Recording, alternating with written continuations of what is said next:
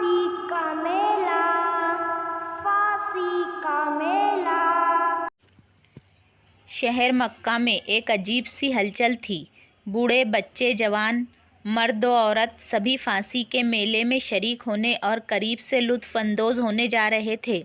जिस मेले में शिरकत की दावत अरब के बड़े बड़े सरदारों की तरफ से थी। मेला भीड़ भाड़ वाली जगह जहां ज़रूरियात की चीज़ें मिल रही हो, खाने पीने, खेल कूद और तफरीह का सामान हो। इस तरह के मेलों से आम तौर पर सभी अपनी अपनी ज़रूरत और पसंद के मुताबिक फ़ायदा उठाते हैं और बच्चों की खुशियों का तो कोई ठिकाना नहीं होता। वो अपनी खुशियों का इजहार मेले में पहुंचते तक रास्ता भर करते रह जाते हैं। आप जिस मेले की कहानी सुनने जा रहे हैं वो अजीब व गरीब किस्म का मेला है। इसमें एक शख्स को फांसी दी जानी थी। इस फांसी के मंजर को देखने की इज्तिमाई दावत दी गई थी। इस मेले में शरीक होने वाले लोग अपनी कोई ज़रूरत पूरी करने या तफरीह करने नहीं, बल्कि इंतकाम की आग ठंडी करने की गरज से शरीक हो रहे थे। कोई ये सोच रहा था कि आज मैं उस कैदी की बोटियां बनाऊंगी, उसने मेरा सुहाग उजाड़ा है। कोई ये कह रहा था कि उसकी वजह से हम बर्बाद हो गए हैं। अब इसकी बर्बादी देखकर अपने दिल को ठंडा करेंगे। राह चलते हुए एक नौजवान और बूढ़े आदमी की गुफ्तगू कुछ यूं थी।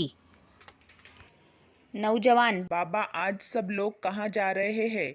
ये कैसा मेला है? बाबा: बेटे, तुम्हें नहीं मालूम, मुसलमानों का एक कैदी लाया गया है।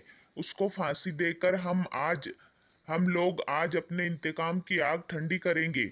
उसका कसूर क्या था? अरे, तुम उसका कसूर पूछते हो? वो हमारा कैदी है, दुश्मन का आदमी है। उसने हमारे एक सरदार को जंग में मार डाला था।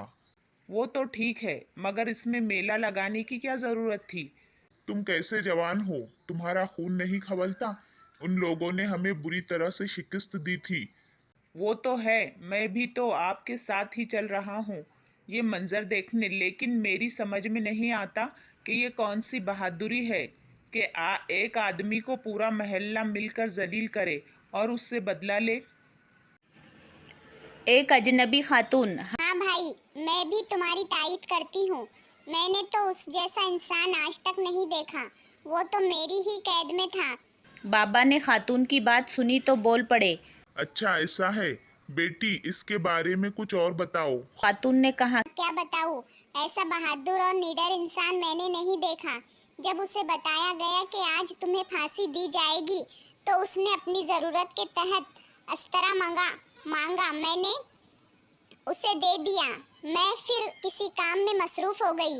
इतने में मेरा छोटा बच्चा खेलते खेलते उसके पास पहुंच गया। उसने उसको अपनी गोद में बिठा लिया। मेरी निगाह उन दोनों पर पड़ी। मैं सहम गई कि अब तो मेरे बच्चे की खैर नहीं, उसे तो फांसी होनी है। वो मेरे बच्चे को मारकर ज़रूर अपनी तकलीफ़ को कम और दिल को तसल्ली देगा। मैं ये सोच ही रही थी। उस कैदी ने भाप लिया और कहा कि तुम सोच रही हो कि मैं उसे मार डालूंगा? नहीं, ऐसा हरगिज़ नहीं। मेरे नबी की हिदायत है कि औरतों और बच्चों को ना मारो और उन लोगों पर भी तलवार मत उठाओ जो तुमसे ना लड़े। मैं अपने नबी के फरमान के खिलाफ सोच भी नहीं सकता। इन बातों के दौरान लोग फांसी की जगह तक पहुंच गए। हुदूद हरम के बाहर बड़े मैदान में लोग जमा हो रहे थे। वहीं कैदी को फांसी दी जानी थी। वो नौजवान जो रास्ते भर लोगों से उनके ख्याल जानता और मालूमात हासिल करता रहा, उसे भी शौक़ हुआ कि मैं करीब से कैदी को देखूं। चुनांचे वो पहली सफ़ में सरदारों के पास पहुंच गया। दरख्त जिस पर फांसी का पंदा लटका रहा था, कैदी को बांध दिया गया। कोई उस पर आवाज़ें कस रहा था, कोई गालियां दे रहा था, कोई मार रहा था। और तो और लोग जिंदा हालत में उसकी बोटियां तक बनाने की ताक में थे। लेकिन उस कैदी के चेहरे पर बला का सुकून व इत्मीनान था। कैदी से पूछा गया, तुम्हारी आखिरी ख्वाहिश? अगर तुम्हारे लिए मुमकिन हो तो मुझे 2 रकत नमाज पढ़ लेने दो। ये अजीब तरह की फरमाइश सुनकर लोगों ने इजाज़त दे दी।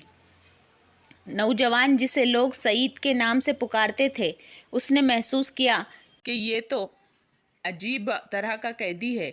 कैसे सुकून से काबारुख होकर नमाज अदा कर रहा है, और नमाज से फारिग होकर ऐसा लगता था कि उसे तसल्ली नहीं हुई।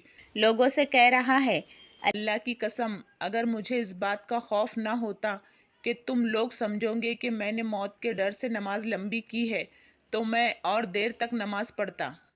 اگر آپ جاننا چاہتے ہیں کہ جس شخص کو پھانسی دی جا رہی ہے وہ شخص کون ہے تو اس کو جاننے کے لیے ہمارا سیکنڈ پارٹ ضرور دیکھیے۔